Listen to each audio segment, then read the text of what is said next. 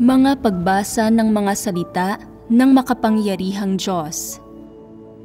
Paglalantad sa mga Antikristo.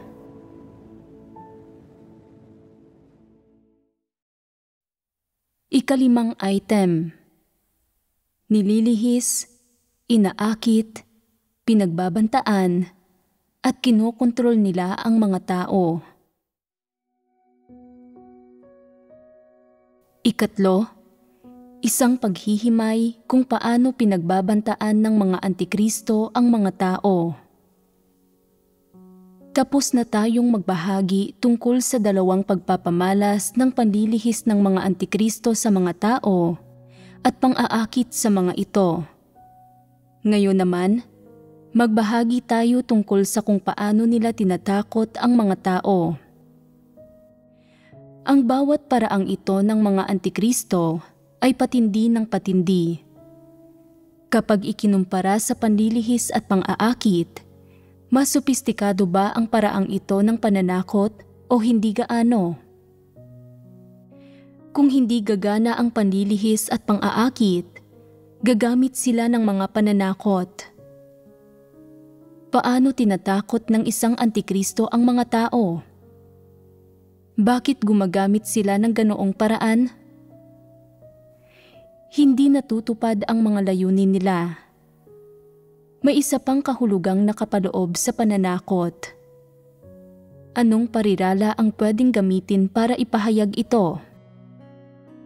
Pagpapakita ng tunay nilang kulay. Hindi iyon masyadong tumpak. Magbigay pa kayo ng ibang parirala. Pagkagalit dahil sa pagkakapahiya. Medyo malapit na kayo. Mayroon bang mas angkop na parirala? Pagkayamot at matinding galit. Eksakto. Pagkayamot at matinding galit. Katulad ito ng kasabihan ng mga taga rito na sumasabog sa galit. Ang ibig sabihin, nasubukan ko na ang parehong mabubuti at masasamang salita. Sa pangkalahatan ay hindi ko kayo kailanman tinrato ng hindi patas. Bakit ayaw mong makinig sa akin? Dahil ayaw mong makinig, makukuha mo ang sa iyo. Gagamitin ko ang taktikang ito sa iyo, mga pananakot. Binabago nila ang taktika nila. May iba't ibang taktika si Satanas. Lahat ng ito ay kasuklam-suklam.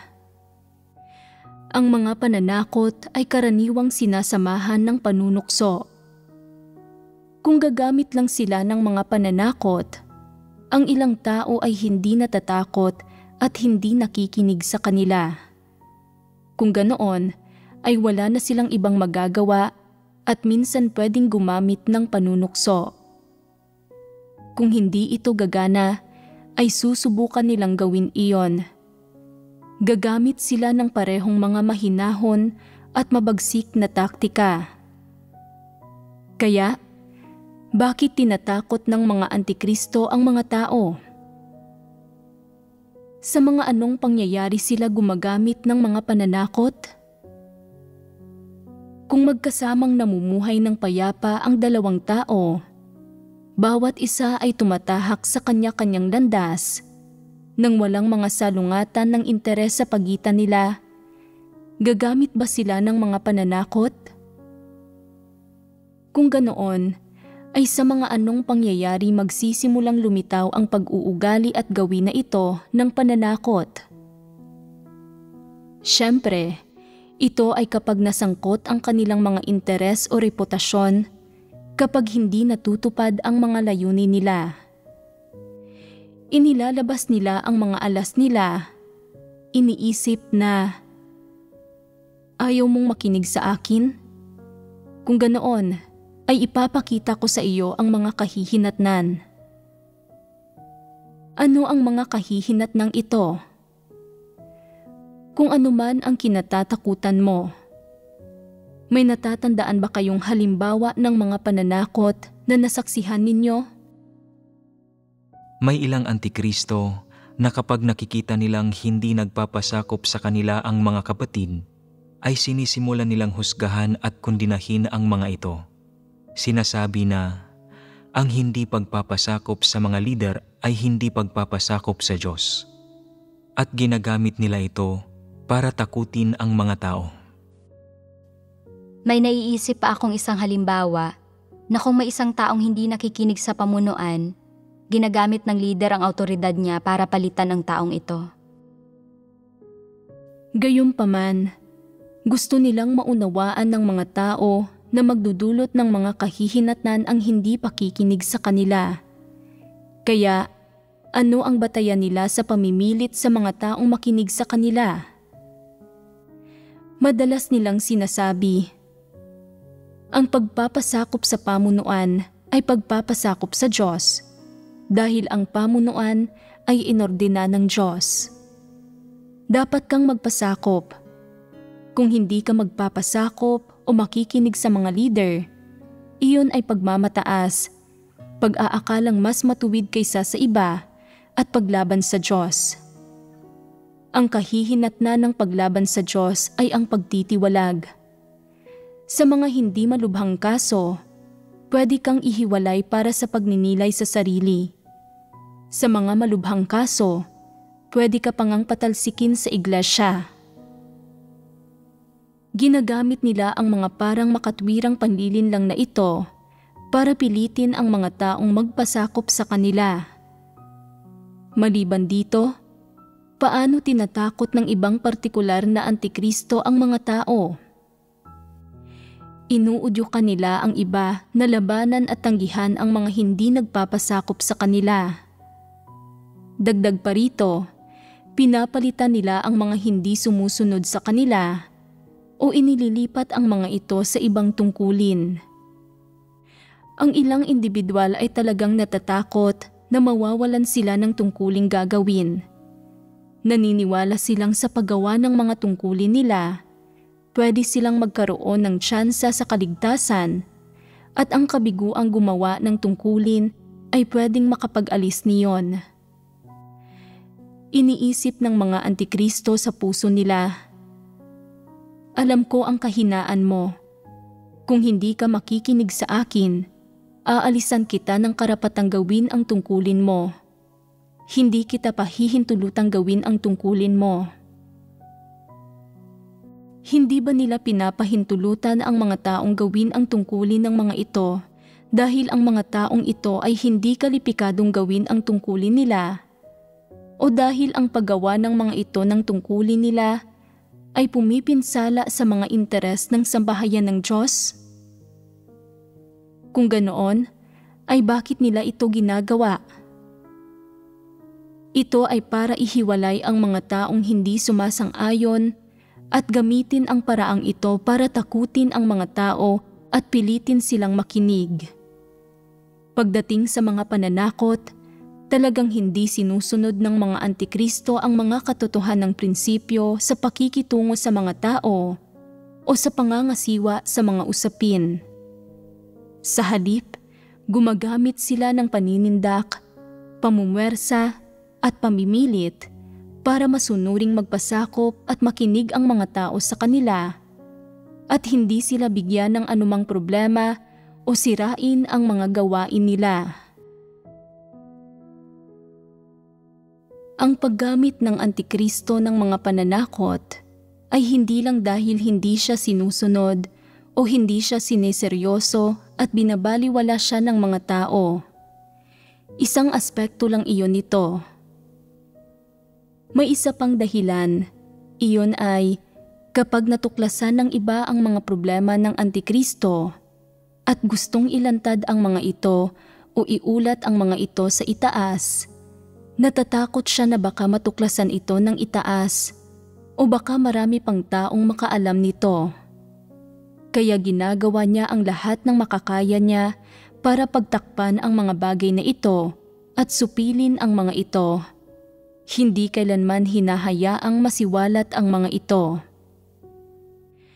Anong mangyayari kung mas maraming tao ang makaalam? Tatanggihan at isusumpa nila ang antikristo. wala nang sasamba sa kanya at mawawala na siya ng posisyon at autoridad. Sa makatuwid, ang layunin ng Antikristo sa paggamit ng paraang ito ng pananakot sa mga tao ay para rin ingatan ang sarili niyang posisyon at autoridad. Naniniwala siyang kung hindi niya ito gagawin, magsisimula na siyang kilatisin ng mga kapatid at hindi na siya mapipili sa susunod na halalan, magiging isa na lang siyang karaniwang mananampalataya.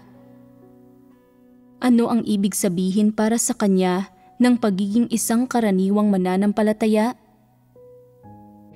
Ibig nitong sabihin ay wala siyang autoridad, walang susunod sa kanya o magiging mga taga-suporta niya, at ang posisyon at autoridad niya ay tinanggal, iniiwang hindi natutupad ang mga ambisyon at pagnanais niya.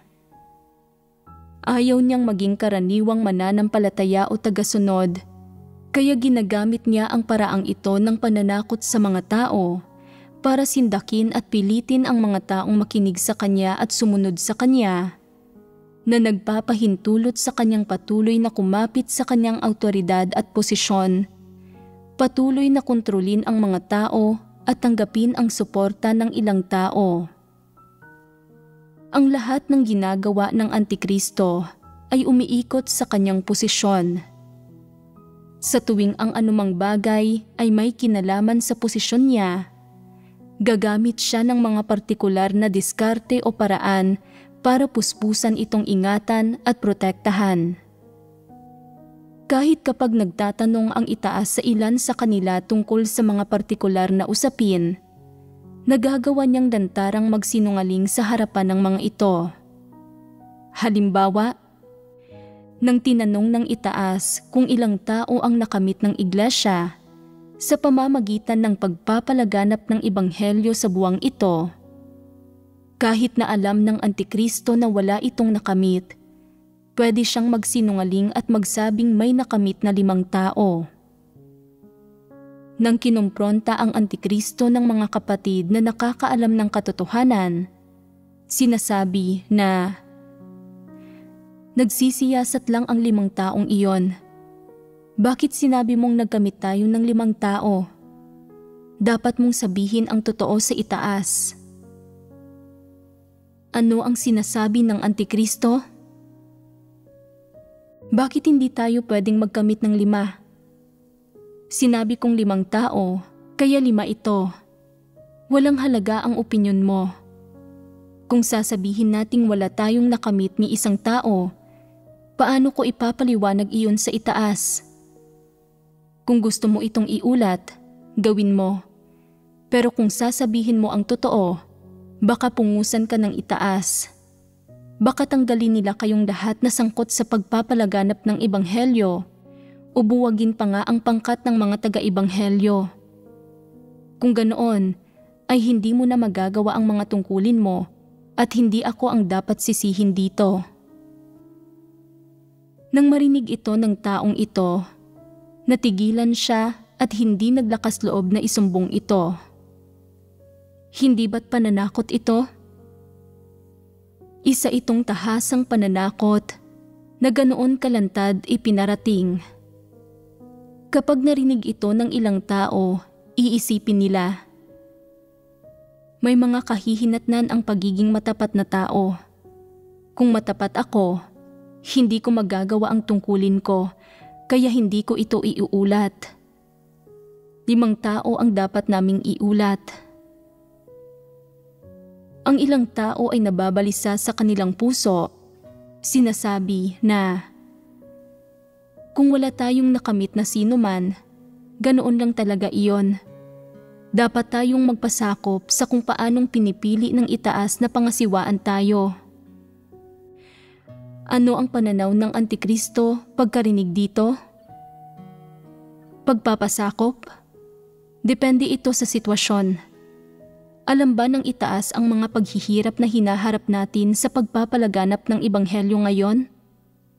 May pakialam ba sila rito? Nang magsiyasat ang itaas tungkol sa sitwasyon ng pagpapalaganap ng ebanghelyo, Hindi sa wala silang alam sa mga hamon na kaakibat nito. Alam nila kung gaano karaming tao ang pwedeng makamit kahit papaano kada buwan, at hindi nila kailanman sinabi na kung walang makakamit na sino man ang pangkat ng mga taga-ibanghelyo sa loob ng isang buwan, bubuwagin sila. Kaya saan nakuha ng Antikristo ang pahayag na ito? Gawa-gawa niya ito para pagtakpan ang mga kasinungalingan niya, para kontrolin ang mga taong ito, para hindi makita ng itaas o ng mga kapatid ang totoo sa mga kasinungalingan niya, at para patatagin ang posisyon niya para hindi siya mapalitan. Para dito ay nangahas siyang mag-imbento ng ganoong mga maladyablong salita.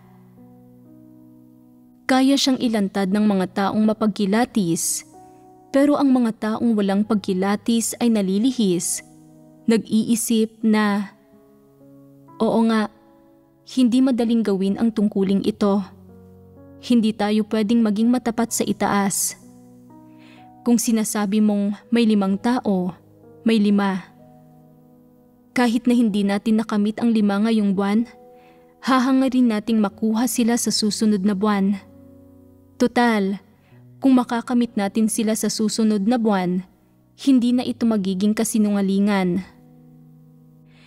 Nandaraya ang Antikristo at iyong mga walang pagkilatis ay ginagawa ito kasama niya. Isang grupo sila ng mga mandaraya. Ano ang mithiin ng Antikristo sa pananakot sa mga tao? Ito ay ang pilitin ang mga itong sumunod at makinig sa kanya. Nagsisinungaling siya at gumagawa ng masama. Kinokontrol ang iglesia. Nanlilihis ng mga tao. Nagsasagawa ng gawain ng hindi sumusunod sa mga prinsipyo o sa mga pagsasaayos ng gawain. At kahit gaano pa siya kapabayang umasal, hindi niya pinahihintulutan ang mga kapatid na ilantad o iulat siya sa itaas. Sa sandaling matuklasan niyang may nagbabalak na magulat sa kanya sa itaas, saka siya gumagamit ng mga pananakot. Paano niya tinatakot ang taong iyon? Sinasabi niya, gumagawa tayo dito sa ibaba at mahirap ang gawain. Hinaharap pa nga natin ang panganib ng pagkakaaresto ng malaking pulang dragon. Palaging hinihingi ng itaas na sumunod ang pagsasagawa natin sa mga pagsasaayos ng gawain. Napakarami nating tinitiis na pagdurusa at napakalaki ng hinaharap nating panganib sa pagpapalaganap ng ebanghelyo. Kapag hindi maganda ang mga resulta, gusto mo pa ring iulat ang mga iyon sa itaas. Pagkatapos mong magulat ay pupungusan ka nila.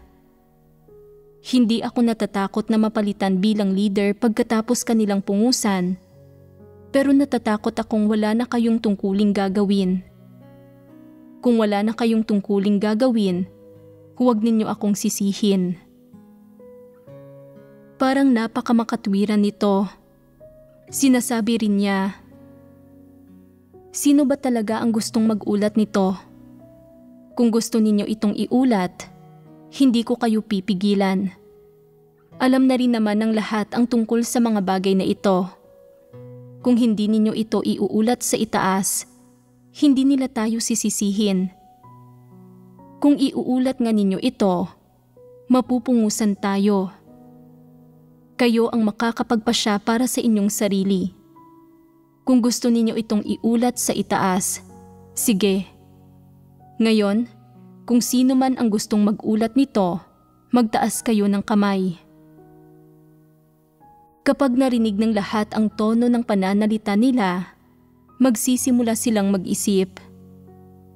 Talaga bang may pahintulot akong iulat ito o hindi? Pagkatapos mag-isip, may ilang taong nagtataas ng mga kamay. Nakikita ito ng Antikristo at iniisip, gusto mo pa rin itong iulat? Hindi ba't naghahanap ka ng gulo? Sige, hindi kita kakalimutan. Pagkatapos, nagsisimula siyang mag-isip ng mga pagkakataon para parusahan ang taong ito. Nakakahanap siya ng dahilan. Sinasabi na, hindi ka nagbunga ng anumang resulta habang ginagawa mo ang mga tungkulin mo kamakailan.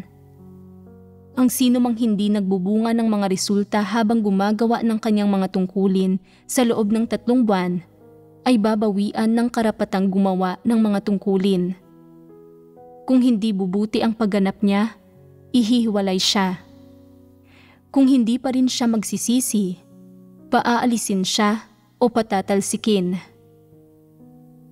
Maglalakas loob pa rin ba ang hangal na iyon, ang duwag na iyon na iulat ito? Pagkarinig nito, iisipin niya, hindi ko iniuulat ito para sa aking sariling kapakanan. Ano ang punto ng pag-uulat nito? Kung iuulat ko ito at pagkatapos ay masusupil ako at daranas ng paghihiganti ng leader, at kung tatanggihan ako ng mga kapatid ko, ihihiwalay ako sa loob ng iglesia. Mas mahalaga para sa akin na makinig sa leader. Ni hindi ko nga alam kung nasaan ang Diyos. May pakialam kaya siya sa buhay at kamatayan ko? Kaya, hindi na niya ito iniuulat. Hindi ba't nasindak siya ng Antikristo? Naniniwala ang taong ito, maliit na bagay lang ang pagkakasala sa Diyos. Ang Diyos ay mapagmahal, mahabagin, mapagparaya at mapagpasensya. Hindi siya mabilis magalit o manumpa at magparusa ng mga tao. Pero kung sasalungatin ko ang leader, kailangan kong magdusa. Walang maidudulot na mabuti sa akin ang pag-uulat sa mga problema.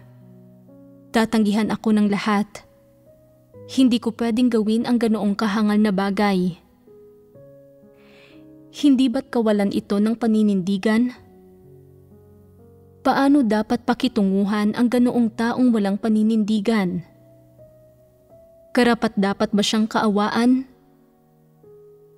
Ang ganoong taong walang paninindigan ay dapat na ibigay kay Satanas, sa Antikristo, para hayaang parusahan siya ng Antikristo. Nararapat ito sa kanya. Wala siyang pananalig, determinasyon, at lakas na isagawa ang katotohanan at magpasakop sa Diyos. Pero pagdating sa pagpapasakop sa Antikristo, nagkakaroon siya ng partikular na lakas, handang gawin ang anumang hinihingi sa kanya at puno ng sigasig. Kapag tinatakot at sinisindak siya ng Antikristo, hindi na siya naglalakas loob na iulat ang mga problema. Hindi ba't isa itong duwag? Ano ang kolokyal na termino para rito? Pagiging marupok at bumibigay kapag nahaharap sa Antikristo. Marami-raming tao sa iglesia ang naging marupok na dahil sa mga pananakot ng mga Antikristo. Hindi alam ng mga individual na ito kung paano haharapin ang katagang, ang Diyos ang may kataas-taasang kapangyarihan sa lahat. Kapag tinatakot, tinatanggihan, o inihihiwalay sila ng Antikristo, pakiramdam nila ay walang sumusuporta sa kanila. Hindi sila nananampalataya sa kataas-taasang kapangyarihan ng Diyos sa lahat ng bagay o sa pagiging matuwid ng Diyos. At hindi sila naniniwala na ang buhay ng mga tao ay nasa mga kamay ng Diyos. Sa ilang nakakasindak o nakakatakot na salita ng Antikristo ay natatakot sila at bumibigay sila at hindi na sila naglalakas loob na iulat ito. Kapag iniuulat ng isang Antikristo ang gawain niya sa itaas, lantaran siyang nagsisinungaling at sila ay kanyang nililinlang. Hindi ito matagalan ng ilang nakakaalam ng katotohanan at gustong iulat ang sitwasyon sa itaas. Mahigpit na kinokontrol at binabantayan ng Antikristo ang mga tao. Agad niyang natutukoy ang sino mang may tendensiyang mag-ulat ng isang isyu sa itaas. Kapag wala siyang ibang gagawin, tumutuon siya sa pagmamasid sa mga tao, sa mga salita at ekspresyon ng mukha ng mga ito. Hinahanap ang mga taong may mga opinyon tungkol sa kanya, mga taong hindi tapat, mga taong hindi sumusunod sa kanya, mga taong nagiging banta sa kanyang posisyon, mga taong walang pakialam sa kanya, mga hindi sumeseryoso sa kanya, na hindi nagpapaupo sa kanya sa luklukan ng karangalan, at na hindi nagpapauna sa kanyang kumain sa oras ng pagkain. Nagdudulot ito ng problema para sa mga taong ito. Ano ang ginagawa ng Antikristo sa ganoong mga tao? Ang ilang Antikristo na mapaminsala ay hindi agad naglalantad ng tunay nilang kulay. Naghihintay sila ng pagkakataon para harapin ka. Kung hindi gagana iyon, gagamit sila ng malulupit na pananakot para iparamdam sa iyo na hawak nila ang buhay mo.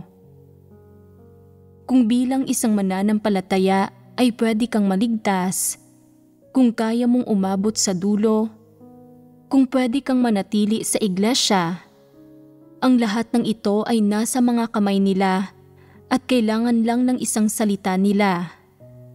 Sila ang may huling pasya. Kung hindi ka makikinig, hindi ka susunod sa kontrol nila, hindi mo sila seseryosohin, at patuloy mong susubukang iulat ang mga isyu nila, magdurusa ka. Sisimulan nilang planuhin kung paano ka paparusahan. Ano ang tingin ng Antikristo sa pag-uugali ng mga kapatid na pag-uulat sa mga isyu niya sa itaas? Bilang pagsusumbong. Eksakto. Hindi niya ito nakikita bilang pag-uulat ng isang sitwasyon. Ang tingin niya rito ay pagsusumbong. Ano ang ibig sabihin ng pagsusumbong? Ibig nitong sabihin ay pag-uulat sa itaas ng iba't ibang bagay na ginagawa niya na lumalabag sa katotohanan at lahat ng masama niyang gawa, o pagsasalaysay sa itaas ng mga bagay tungkol sa kanya na hindi alam ng iba. Itinuturing niya itong pagsusumbong. Sa sandaling matuklasan niyang may isang taong nagsusumbong, dapat parusahan ang taong iyon. Ang ilang taong magulo ang isip at walang paninindigan ay nasisindak sa mga pananakot ng Antikristo, sa mga dominante at kasuklam-suklam na paraan niya. Kapag nagtatanong ang Antikristo kung sino ang may pakikipag-ugnayan sa itaas, bago pa siya makarating sa mga ito, agad nilang nililinaw, hindi ako iyon. Tinatanong ng Antikristo, kung ganoon ay paano nalaman ng itaas ang tungkol sa usaping iyon? Pinag-iisipan nila ito at sinasabi, hindi ko rin alam. Pinarurusahan sila ng Antikristo hanggang sa punto na nabubuhay sila sa patuloy na pagkatakot, palaging kinakabahan, nangangambang baka patalsikin sila ng Antikristo sa iglesia. Nababalisa at natatakot sila sa puntong nahihirapan na silang makaraos man lang sa maghapon. Matatakot ba sila ng ganito kung hindi sila tinakot ng ganito ng Antikristo? Hindi. Hindi sila matatakot ng ganito. Higit pa rito, may tunay ba silang pananampalataya sa Diyos? Wala. Wala silang pananampalataya. Sila ay walang paninindigan at mga taong magulo ang isip. Kapag nakakaharap nila ang Antikristo, naduduwag sila. Wala silang tunay na pananampalataya sa Diyos, pero kusang loob silang sumusuko sa Antikristo, handang gawin ang ipag-uutos niya. Sila sa kalikasan ay mga kampo ni Satanas. Ano ang iba pang gawi na ginagamit ng mga Antikristo para takutin ang mga tao? Ang ilang antikristo ay bihasa sa pagsasabi ng ilang tama at nakakaakit na doktrina para higpitan at pigilan ka. Sinasabi nila, "Hindi mo ba minamahal ang katotohanan? Kung minamahal mo ang katotohanan, dapat kang makinig sa akin dahil ako ang leader. Ang lahat ng sinasabi ko ay naaayon sa katotohanan. Dapat kang sumunod sa anumang sinasabi ko. Kapag sinabi kong pumunta ka sa silangan, hindi ka dapat pumunta sa kanluran. Kapag may sinabi ako, hindi ka dapat magdalawang isip. Hindi ka dapat magkaroon ng anumang opinyon o pikit matang makialam. Ang sinasabi ko ay ang katotohanan. Kung hindi ka makikinig sa kanila, pwede ka nilang kamuhian o kondinahin. Anong uri ng pagkondina? Sasabihin nila, hindi ka talaga isang taong nagmamahal sa katotohanan. Kung talagang minamahal mo ang katotohanan, bilang leader, tama ang mga salita ko. Bakit ayaw mong pakinggan ang mga iyon? Ginagamit ng mga antikristo ang mga tila tamang teorya at doktrinang ito para kontrolin at higpitan ka. Higit pa rito, ipinapaasikaso ng ilang antikristo sa mga tao ang mga personal nilang gawain. Sinasabi na, "Leader na ako ngayon at wala na akong oras para sa ilang personal na gawain. Isa akong leader at ang mga gawain ko ay ang mga gawain ng sambahayan ng Diyos. Ang mga gawain ng sambahayan ng Diyos ay mga gawain ko rin." Hindi na natin masyadong malinaw na matutukoy ang pagkakaiba ng mga iyon. Sa makatwid, kailangan ninyong makibahagi sa pagpasa ng ilan sa mga gawain ko sa bahay, ng mga bagay na tulad ng pag-aalaga ng mga bata, pagsasaka, pagbibenta ng mga gulay o pagtatayo ng bahay, at ng mga bagay na gaya ng kakapusan ng pera sa bahay. Dati ay tungkulin ko ang mga bagay na ito, pero ngayong leader na ako, naging tungkulin na ninyo ito. Dapat kayong makibahagi sa pagpasa nito. Kung hindi, palagi kong aalalahanin ang mga gawain ko sa bahay. Magagambala ng mga bagay na ito. Kung ganoon, ay magiging epektibong leader pa rin ba ako? Habang mas marami silang sinasabi, ay mas lalo silang nagiging walang pakundangan. Naririnig ito ng ilang tao at iniisip, "Hindi namin naisip na isaalang-alang ang puso mo. Talagang wala kaming puso. Hindi mo kailangang magsalita. Simula ngayon, kami na ang bahala sa lahat ng gawaing bahay mo." Anong uri ng masarap na pakinggang katawagan ang ibinibigay ng mga antikristo sa sarili nilang mga gawain sa bahay at sa mga gawain ng pang-araw-araw nilang buhay? Tinatawag nila ang mga ito na tungkulin ng mga tao.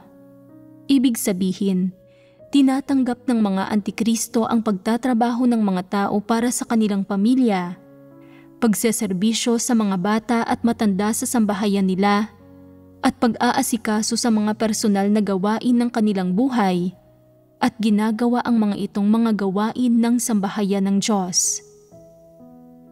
Dahil ang mga ito ngayon ay mga gawain na ng sambahayan ng Diyos, dapat pagtrabahuhan ng bawat tao ang makatwiran niyang bahagi, at kung may gustong ipagawa sa iyo ang leader, nagiging tungkulin mo na ito. Hindi ba tama ito? Pwedeng isipin ng mga taong walang pagkilatis na tama ito. Naniniwala sila na dahil masyadong abala ang leader para asikasuhin ang sarili niyang mga gawain sa bahay, at sila mismo ay mahina ang kakayahan at hindi makagagawa ng anumang tungkulin, matutulungan lang nila ang leader na umako ng ilang gawaing bahay. Kaya, sa tuwing hindi sila abala, ay nagtatrabaho sila sa bahay ng leader, tumutulong sa iba't ibang gawain. Maituturing ba itong paggawa sa kanilang tungkulin? Pwede lang itong tingnan bilang masigasig na pagtulong sa mga tao. Para sa mga taong tunay na gumugugol ng kanilang sarili para sa Diyos, na sumusunod sa kalooban ng Diyos, kapag ang mga pamilya nila ay nahaharap sa mga paghihirap, nagsasaayos ang iglesia ng mga taong tutulong at mag-aasikaso ng mga gawaing bahay nila. Sa ganoong mga kaso, maituturing ito sa ilang paraan bilang pagganap ng tungkulin. May katuturan na ba ito ngayon?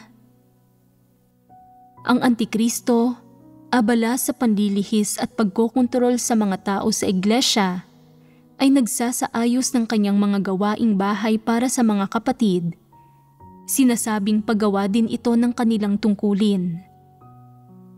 Ang ilang kapatid, dahil sa kawalan ng pangunawa sa katotohanan, ay nalilihis at bukal sa loob na umaako ng mga gawaing ito, nasisiyahang gawin ito. Kalaunan, nararamdaman pa nga nilang may pagkakautang sila sa leader. Iniisip na nadurog ang puso ng leader at nagsalita siya ng husto para sa atin. Masyado tayong hindi karapat-dapat. Napakarami na nating nagawang trabaho, pero paanong hindi pa rin natin nauunawaan ang anumang katotohanan? Kung buong maghapon ay abala ka sa pagtatrabaho para sa leader at napapabayaan mo na ang pagdalo sa mga pagtitipon o pakikinig sa mga sermon, maaarok mo ba ang katotohanan? Talagang imposible. Pagpapagiliw ito hanggang sa punto ng kamatayan. Paghahabol ito sa Antikristo at pagkaligaw sa isang likong landas. Madalas gumagamit ang Antikristo ng mga tila tamang pahayag. Binabalot at pinoproseso ang mga iyon sa tamang pananalita na nagdudulot sa mga taong maling paniwalaan na ang mga salitang ito ay talagang ang katotohanan. Isang bagay na dapat nilang sundin at isagawa at na dapat nilang tanggapin ang mga salitang ito. Sa ganoong paraan, hindi kailangang kilatisin ng mga tao kung tama o mali ang ginagawa ng leader o kung tama o mali ang sinusundan nila. Hindi ba totoo ito? Panlilihis ang tawag dito at pananakot din ito ng mga tao. Ginagamit ng Antikristo ang mga tila tamang teorya at pahayag na ito para kontrolin ang mga taong ito. Hanggang saan niya sila kinokontrol? Ang mga taong ito ay maluwag sa loob na nagsusumika para sa kanya, labis na nagpapakapagod para sa kanya, at nag-aasikaso ng lahat ng personal na gawain niya. Mas gugustuhin pa nilang lumiban sa mga pagtitipon, pabayaan ang sarili nilang mga tungkulin, iwan ang sarili nilang mga gampanin, at isakripisyo ang sarili nilang oras para sa espiritual na debosyon, pagtitipon at pagkain at pag-inom ng mga salita ng Diyos, para lang buong oras na magserbisyo at labis na magpakapagod para sa Antikristo. Bakit nagagawa nilang labis na magpakapagod ng ganito? May dahilan ito. Anong dahilan? Ito ay dahil sadyang sinasabi sa kanila ng Antikristo, kung hindi mo maasikaso ng maayos ang mga bagay na ito, anong tungkulin ang kaya mong gawin? Kung hindi mo kayang gawin ang tungkulin mo, miyembro ka pa rin ba ng sambahayan ng Diyos? Sige, hindi kita pamumunuan. Kung hindi kita pamumunuan, hindi ka mapapasama sa bilang ng sambahayan ng Diyos. Dahil ako ang napili bilang leader, ako ang daan papasok sa iglesia na ito. Ang sino mang nagnanais na pumasok sa iglesia ay dapat may pagsang-ayon ko. Kung wala ang pagsang-ayon ko, walang sino mang makakapasok. Kahit na may pinapaalis ang iglesia, dapat may pagsang-ayon ko ito bago sila pwedeng umalis. Sa makatwid, ang gawaing inaatas ko sa inyo at ang mga gampaning ibinibigay ko sa inyo ang bumubuo sa inyong tungkulin. Kung hindi ninyo magagawa ng maayos ang tungkuling ito, mawawalan ka ng tsansa sa kaligtasan. Hindi ka mapapasama sa bilang ng sambahayan ng Diyos. Hindi ba't pananakot ito? Anong paraan ang ginagamit para takutin ang mga tao? Pananakot ito ng mga tao gamit ang mga tamang salita, mga salitang tila naaayon sa katotohanan. Paghahalo ito ng dalawang ganap na magkaibang bagay. Ginagamit ng Antikristo ang paggawa sa mga tungkulin bilang palusot para maisakatuparan ang mga personal niyang mithiin. Pero paggawa ba talaga ng tungkulin ang paggawa ng mga bagay para sa kanya? Binabaluktot niya ito para palabasing isa itong tungkuling dapat gawin ng mga tao at pagkatapos ay gamitin ang prinsipyo at mga pamantayan ng paggawa ng tungkulin para hingin sa mga kapatid na labis na magpakapagod para sa kanya. Nananakot pa nga siya na kung hindi labis na magpapakapagod ang mga ito para sa kanya, ang mga ito ay hindi magkakaroon ng tsansa para sa kaligtasan at paaalisin sila sa iglesia at ihihiwalay sa sambahayan ng Diyos. Kapag narinig ng mga hangal at walang pagkilatis na individual na ito ang tindi ng mga kahihinatnan, agad nilang inaako ang lahat ng gawain sa sambahayan ng leader at ang mga pang-araw-araw na gawain niya, napapanatag sa sandaling matapos na sila. Iniisip pa nga nila na nasisiyahan sa sarili nila. Ngayon, natupad ko na ng maayos ang tungkulin ko. Hindi talaga ako naging tamad at naging mapagmalasakit ako sa kalooban ng leader. Nagawa ko na ang lahat ng iniutos sa akin ng leader at naasikaso ko na ang lahat ng gawaing bahay ng leader. Ito ang kahulugan ng pagiging mapagmalasakit sa Diyos. Nasisiyahan ang leader at ganoon din ang Diyos. Ngayon ay may pag-asa na ako para sa kaligtasan. Pag-asa ba ang tawag dito? Hindi ba't naging mga alipin na sila ng Antikristo? Hindi ba't nailigaw na sila ng Antikristo? Anong papel ang ginagampanan ng Antikristo rito? Hindi ba't kumikilos siya na parang isang kidnapper? Buktot ang disposisyon niya at syempre, mas malala ang kabuktutan kaysa sa panlilin lang. Sa gayon, talagang alam niya kung ano ang sasabihin at kung anong mga teorya ang gagamitin para higpitan ang mga tao, para isakatuparan ang lihim niyang motibo, para makuha ang loob ng mga tao, at para makontrol ang pag-uugali at mga iniisip nila. Alam na alam niya ang lahat ng ito. Sa makatwid, ang mga mithiing gustong isakatuparan ng Antikristo sa pamamagitan ng lahat ng sinasabi at ginagawa niya ay maingat na pinag-isipan at matagal na pinagplanuhan. Talagang hindi ito isang usapin ng bigla ang pagsasabi o paggawa ng isang bagay at pagkatapos ay pagkakaroon ng hindi inaasahang resulta. Talagang hindi ito ganito.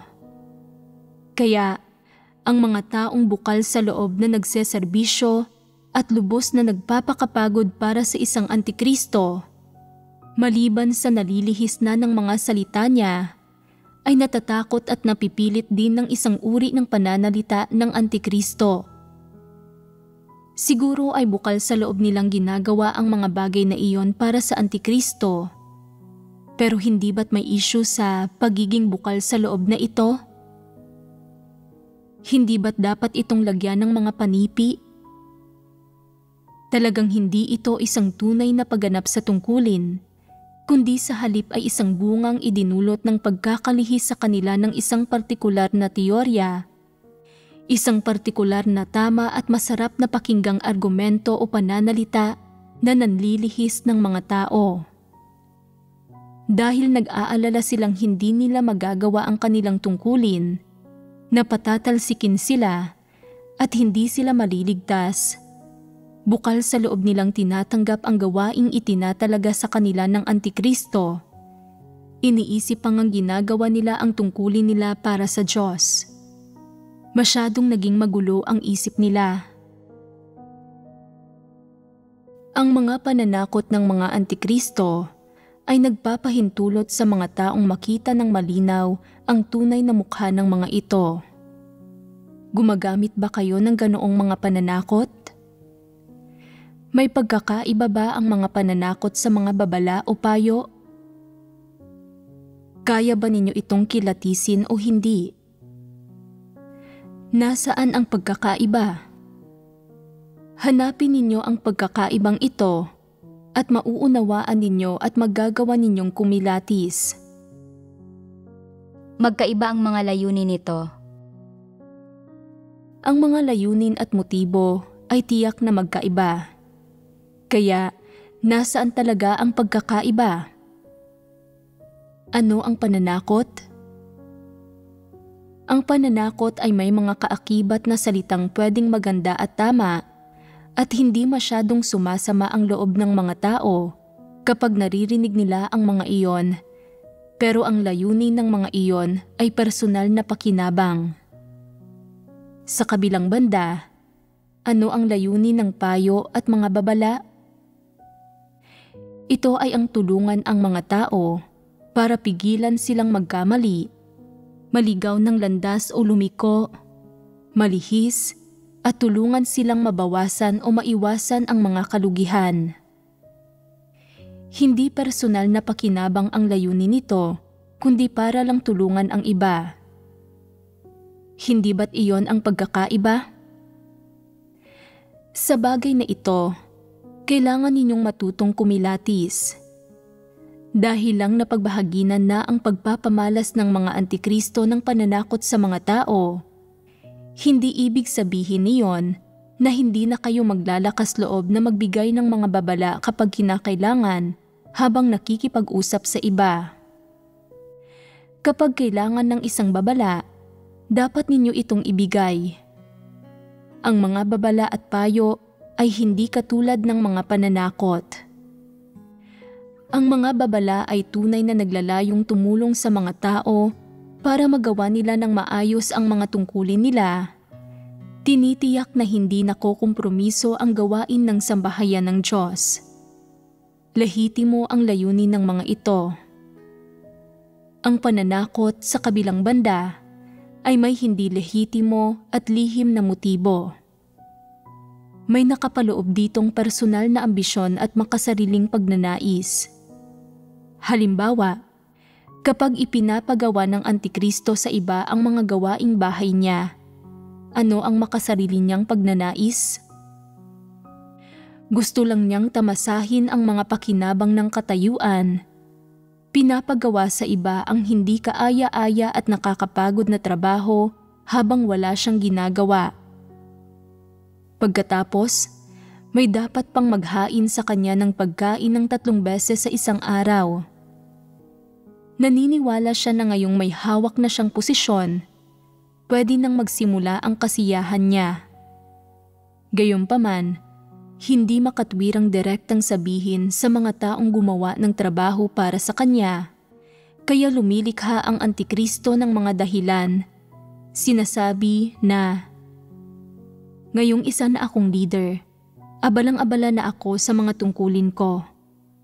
Kung may pasanin at pagkatao kayo, dapat kayong matutong makipagtulungan. Ano ang kaya ninyong gawin? Ang kaya lang ninyong gawin ay magsikap, hindi ba? Walang gagawa ng trabaho sa taniman ko ng gulay sa bahay at hindi kayo tumutulong. Kung tutulong kayo, patutunayan nitong may mabuti kayong puso at talagang ginagawa ninyo ang tungkulin ninyo sa pamamagitan ng pagtulong sa akin sa gawain. Leader ninyo ako. Hindi ba't ang mga gawain ko ay gawain din ninyo? Hindi ba't ang mga gawain ninyo ay mga bagay na dapat ninyong gawin, at ang dapat ninyong gawin ay tungkulin ninyo, hindi ba? Kapag nag-aatang siya ng ganoon kalaking responsibilidad sa mga balikat mo, at napag-iisipan mong may katwiran ang sinasabi ng leader, ginagawa mo ang trabaho para sa kanya. Hindi ba't pagkakalinlang ito? Ang isang antikristo ay may mga sariling mithiin, at bago niya maisakatuparan ang mga mithiing iyon, kailangan niyang maghanap ng mga angkop na palusot at teorya para itaguyod ang isang pagkukunwari. Pagkatapos, ang mga taong tatanggap sa mga teoryang ito ay magtatrabaho para sa kanya. Maisa sa katuparan niya ang layunin niya, at pagkatapos ay matatamasa niya ang mga pakinabang ng katayuan. Hindi ba't isa itong taong pinagkakakitaan ang iglesia? Iyon nga talaga iyon. Tamad siya at ayaw niyang magtrabaho. Ninanais na magtamasa ng pisikal na ginhawa at ng mga pakinabang ng katayuan. Namumulitika siya, at kapag hindi siya makahanap ng mga angkop na salita, kumukuha siya ng mga makatwiran at mas madaling tanggaping kataga mula sa mga salita ng Diyos at sa doktrinang nauunawaan niya. Ginagamit niya ang mga salitang ito para ilihis at paghigpitan ang mga taong hindi nakakaarok sa katotohanan at mga hangal. Sa paggawa niyon, na isa sa katuparan niya ang mga lihim niyang layunin, nagagawang bukal sa loob na tanggapin ng mga tao ang manipulasyon niya. Iniisip pa nga ng ilang tao na kung hindi nila pakikinggan ang mga salita ng leader o hindi nila magagampanan ng maayos ang mga gawaing iniata sa kanila ng leader, hindi nila nagawa ng maayos ang kanilang tungkulin. Pakiramdam nila ay may utang sila sa Diyos at lumuluha pa nga.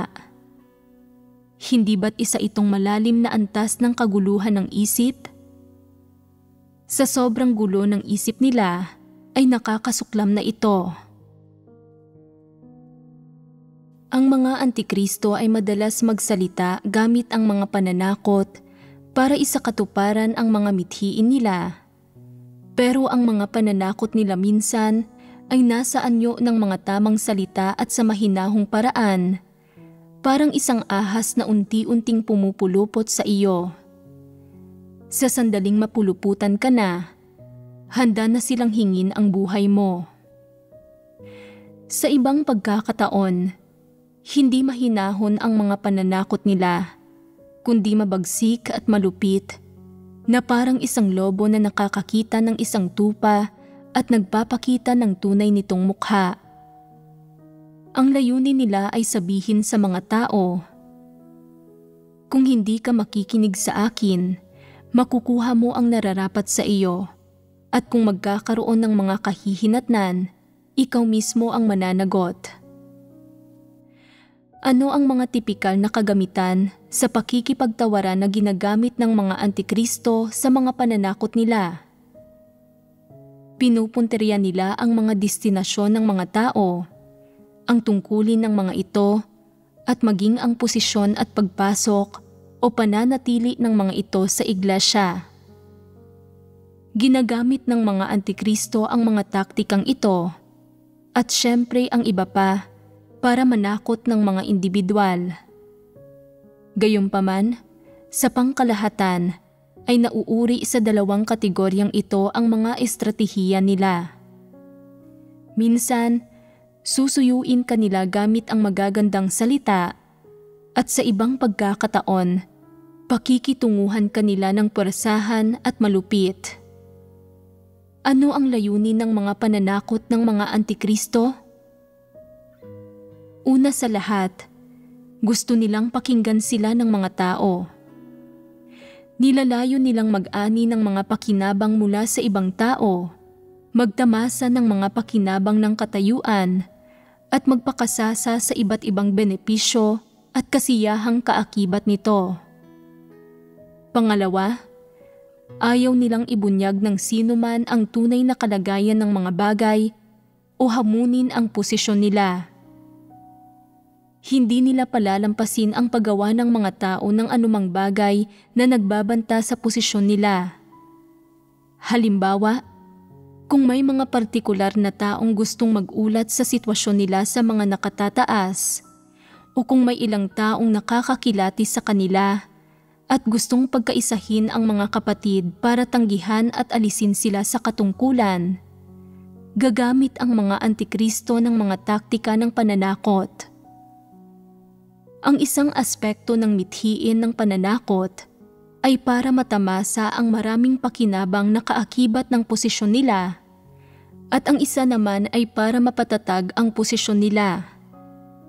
Ang mga ito mismo ang dalawang layunin ng mga antikristo sa pananakot ng mga tao. Parehong umiikot ang mga ito sa posisyon. Saan nanggagaling ang lahat ng iba't ibang pakinabang na ito? Nanggagaling din ang mga ito sa posisyon nila. Sinasabi ng ilang antikristo, kung hindi ka susunod sa bagay na ito, pananagutan mo ang mga kahihinatnan. Kung may makakakilati sa kanila at hindi makikinig sa kanila, mag-iisip ba sila ng paraan para pangasiwaan ito? Hindi nila basta tatanggapin na lang ang pwedeng mangyari. Hanggat may kaunting pag-asa para sa kanila na mapanatili ang posisyon nila, ipaglalaban nila ito ng matindi. Ang kasabikan nila sa posisyon ay nakakahigit sa karamihan ng tao. Para itong lobo na nakakakita ng tupa, nagsisimula itong maglaway bago pa man ito magsimulang kumain. Nanilisik ang mga mata nito at pinag-iisipan nitong kainin ang tupa. Ganito ang uri ng pananabik na mayroon ito. Hindi ba't ito ang kalikasan nito? Ang kasabikan ng mga antikristo sa posisyon ay katulad ng kasabikan ng lobo sa tupa, isang pangangailangang nakapaloob sa mapaminsala nilang kalikasan. Sa makatuwid, ang mga pananakot nila sa iba ay hindi pwedeng alisin.